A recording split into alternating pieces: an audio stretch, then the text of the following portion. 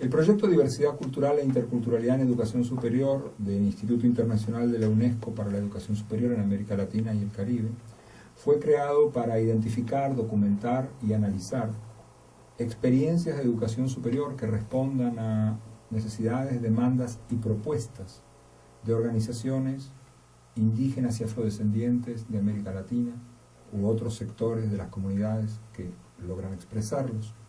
así como para generar formas de mutuo apoyo entre estas y sentar bases para el diseño de políticas públicas que respondan de manera más apropiada a estas demandas y propuestas. Es importante señalar que no se trata simplemente de identificar el campo de experiencias de educación superior dirigidas a comunidades de pueblos indígenas y afrodescendientes, puesto que muchas de las propuestas formuladas por estas comunidades y por sus organizaciones insisten en la necesidad de educación intercultural a todos los niveles, para toda la población. Una propuesta que, por lo demás, el proyecto llevó a la Conferencia Regional de Educación Superior que se realizó en Cartagena de Indias en julio, creo, del año 2008, la cual reunió a 4.500 especialistas y funcionarios en el tema, incluyendo ministros, viceministros, rectores, especialistas en el tema, investigadores, que tenían que formular una plataforma para mejorar el desarrollo de la educación superior en América Latina, que de hecho lo hicieron a través de la formulación de un mecanismo que se llama Enlaces, Encuentro Latinoamericano para la Educación Superior, Encuentro Latinoamericano y Caribeño para la Educación Superior, cuya plataforma incluyó algunas de las recomendaciones del proyecto, entre otras la idea de educación intercultural para todos, no solo para pueblos indígenas y afrodescendientes. Un principio que por lo demás forma parte de la plataforma de la CGI, de la CEP, en México. Esto es muy importante porque en la medida en que casi todas, prácticamente todas, las sociedades latinoamericanas son sociedades pluriculturales, con alta participación, o en todo caso con participación significativa, de pueblos indígenas y afrodescendientes, no educarnos a nosotros mismos, no hacer que las instituciones de educación superior, todas, incorporen en la medida en que sea pertinente para sus temáticas, porque no es lo mismo la información y formación que debe recibir alguien que se está formando en medicina que alguien que se está formando en cálculo matemático. Son circunstancias muy distintas. Es una tontería, no hay ninguna palabra más generosa, que nosotros estemos desconociendo los saberes y los modos de observación y de producción de conocimiento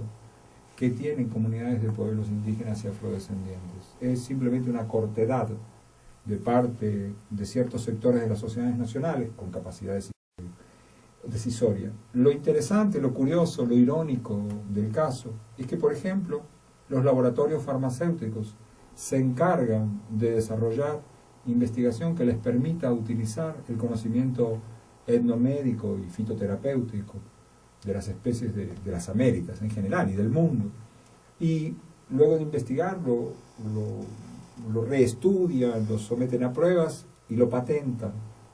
En tanto, nuestras instituciones de educación superior no nos están enseñando eso en las facultades de medicina o de farmacia. Es irónico y es tonto de nuestra parte que las modalidades de resolución de conflictos que practican muchas comunidades en las Américas estén siendo estudiadas por investigadores de las Américas y de fuera de ellas y dentro de las Américas, de América del Norte, estén siendo documentadas, pero luego no son enseñadas, por ejemplo, en las facultades de Derecho y Ciencias Políticas, sino que solamente se aprenden en las escuelas de antropología. Entonces hay un montón de elementos de los conocimientos y de los modos de conocimiento de estos pueblos que es interés de las sociedades nacionales aprender. Entonces, no se trata de que las generosas sociedades nacionales y sus sectores hegemónicos le hagan el favor a los pueblos indígenas de incluir sus saberes y modos de producción de conocimiento en la educación superior, sino que nos hagamos el favor a nosotros mismos. Estoy hablando como un individuo que es un trabajador de la educación superior, además de un investigador, que nos hagamos el favor a nosotros mismos de incorporar esos saberes. Además, hay obligaciones de los estados que están consagradas en las constituciones, en las normativas legales y en los tratados internacionales que son norma en nuestros países. Entonces hay dos razones Una que es la mera inteligencia de no desaprovechemos esos saberes. Lo otro es que no estamos cumpliendo con satisfacer los derechos consagrados en las constituciones. Bien. Doctor, ¿y cuáles han sido las características de las instituciones de educación superior que usted ha visitado a lo largo de toda América Latina? Bueno, yo no he visitado tantas, imagínate, son muchos miles, ¿no? Digamos, tengo muchas referencias, algunas las conozco incluso por haber dado clase en ellas, otras las conozco por haber leído sobre ellas, otras por estudios que encarga nuestro propio proyecto. Digamos, en general lo que ocurre, salvo contadísimas excepciones, es que las instituciones de educación superior de carácter, que nosotros en el proyecto llamamos de carácter convencional, porque no responden a este tipo de necesidades y propuestas de los pueblos indígenas y afrodescendientes, en general son estrictamente monoculturales, vale decir, ignoran estos conocimientos, ignoran estas lenguas. Mientras tanto hemos logrado documentar, probablemente haya muchas más, cerca de 200 iniciativas muy distintas entre sí, con muy distintos niveles de consolidación, con muy diverso alcance, con muy distinta orientación, pero cerca de 200 de las que tenemos noticias, que son iniciativas que desarrollan equipos o departamentos o escuelas al interior de instituciones de educación superior convencionales, y otras que son directamente programas que se desarrollan desde instituciones convencionales, de manera, digamos, institucional, como una licenciatura especial, digamos, hasta instituciones que han sido creadas, según los casos, por los estados, el caso de las instituciones, de las universidades interculturales mexicanas, como un caso, hay otras, podemos comentar luego tal vez, y otras que son creadas o han sido creadas por iniciativas de organizaciones indígenas y afrodescendientes,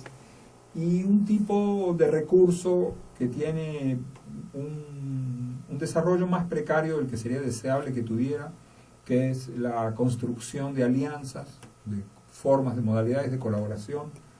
entre organizaciones indígenas e instituciones de educación superior. Y en esto también hay experiencias pocas, pero muy interesantes, muy valiosas, con muy buenos resultados. ¿Y cuáles han sido las demandas de los pueblos indígenas y afrodescendientes con respecto a las instituciones de educación superior? Bueno, son muy diversas. O sea, América Latina es un conjunto, no recuerdo de cuántos estados, pero de alrededor de 20. Y no recuerdo números, pero estamos hablando de numerosísimos pueblos indígenas en el marco de estados nacionales muy distintos. Entonces las demandas y las propuestas son muy diversas, hay distintos niveles de articulación y hay distintas orientaciones de trabajo. Pero en general podríamos decir que todas ellas coinciden en algunos mínimos. Uno de ellos es la enseñanza de las lenguas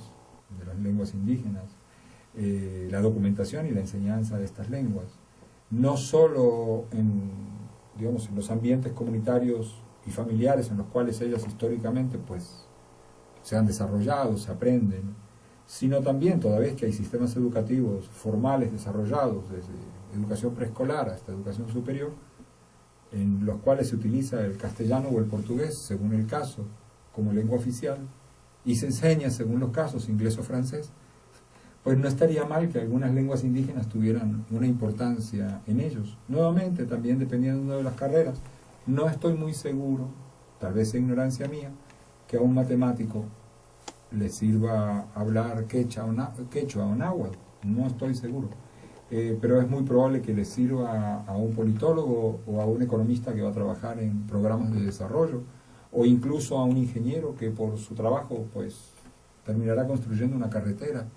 en territorios que en muchos casos, en la mayoría de los casos, en las constituciones está consagrado de manera explícita en la Constitución o simplemente por adhesión al convenio 169 de la OIT, que para construir esas carreteras hace falta el consentimiento informado de los pueblos indígenas en cuestión. Entonces hay que hablar con liderazgos indígenas y muchas veces hay que entender no solo su cosmovisión como algo que remite al pasado, sino sus proyectos de futuro, porque casi todos estos pueblos tienen sus propios proyectos de futuro para sí mismos o en ocasiones para los estados nacionales o para las sociedades nacionales en su conjunto. Si no se los entiende, porque no se está informado sobre ellos,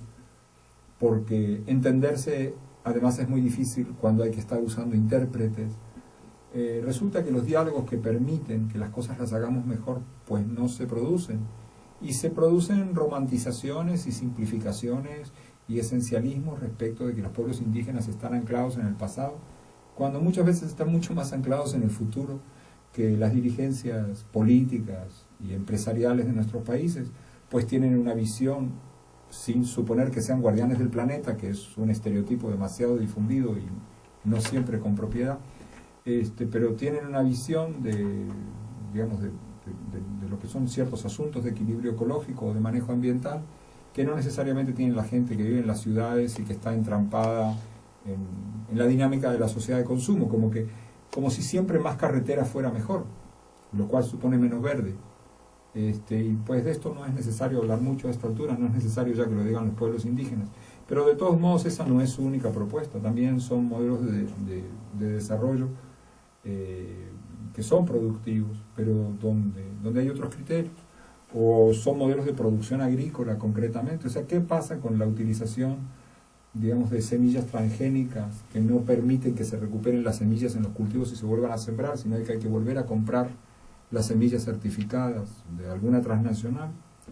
¿O qué ocurre con vías de trabajo de la medicina alopática que ya lamentablemente en algunos casos, ojalá que no fuera así, pero es así,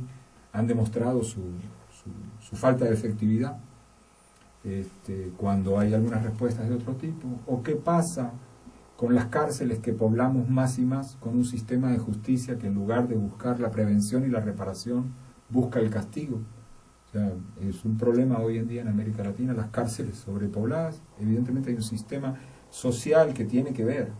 con la producción del delito, pero además hay un sistema de administración de justicia que no está funcionando para mejorar esto.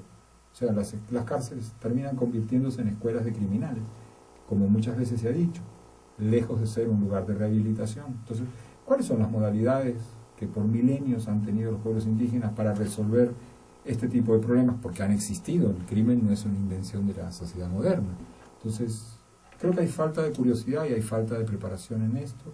Y las propuestas de los pueblos indígenas y afrodescendientes, por lo menos de aquellos sectores de ellos que tienen, digamos, como una lucidez o una información o una visión que supera el horizonte de la pequeña comunidad o del propio pueblo indígena y lo tienen para los estados y las sociedades nacionales, creo que hay mucho que escuchar, creo que hay mucho que aprender, y creo que lo menos científico del mundo, para aquellos que creen que la ciencia lo es todo, lo menos científico del mundo es justamente no incorporar este tipo de conocimiento.